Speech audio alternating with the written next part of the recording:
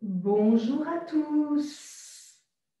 Voilà, aujourd'hui, je suis avec mon t-shirt Anne. Voilà, parce que je m'appelle Anne et l'âne, c'est aussi cet animal. C'est un âne. Bon, bien sûr, ça ne s'écrit pas pareil.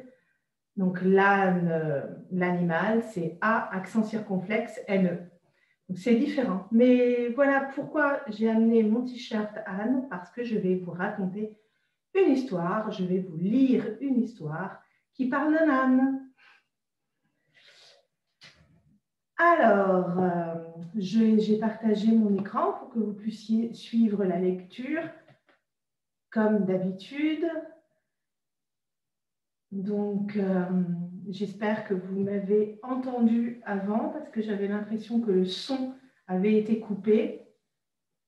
Voilà, j'espère que vous avez entendu la présentation de mon copain, l'âne. Alors, je commence la lecture de cette très courte histoire.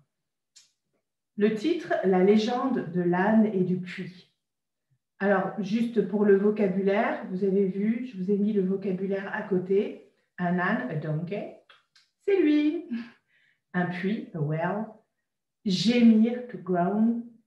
Pitoyablement, pitifully. Rentable, profitable.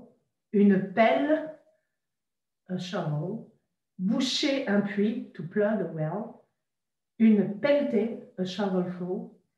Dans le fond, in the bottom. Se secouer, check off. Le dos, the back. Monter dessus, to get on it. Voilà, vous avez tout le vocabulaire. Maintenant, je peux lire l'histoire.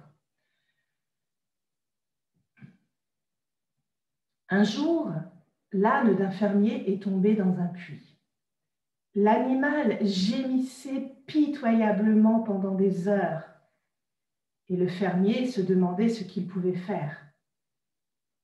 Finalement, estimant que l'animal était trop vieux et trop faible et que le puits était devenu inutile, il décida que l'âne et le puits devaient disparaître. Ce n'était pas rentable pour lui de sauver l'âne. Le fermier demanda à tous ses voisins de venir l'aider. Ils ont tous saisi une pelle et ont commencé à boucher le puits. Au début, l'âne a réalisé ce qui se produisait et se mit à crier terriblement. Puis, à la stupéfaction de chacun, il s'est tu. Quelques pelletées plus tard, le fermier a finalement regardé dans le fond du puits et a été étonné de ce qu'il a vu. Après chaque pelletée de terre qui tombait sur lui, l'âne faisait quelque chose de stupéfiant. Il se secouait pour enlever la terre de son dos et monter dessus, si bien que l'âne réussit à sortir du puits et à trotter. Voilà, donc je sais bien sûr que vous avez compris la morale de cette histoire, mais effectivement, l'idée c'est que quand on a des obstacles, quand on rencontre des obstacles dans la vie, il y a toujours un cadeau caché derrière. Il suffit de le trouver. Donc, il y a un proverbe vietnamien qui dit que la fleur de lotus pousse dans la boue. In the mud, dans la boue.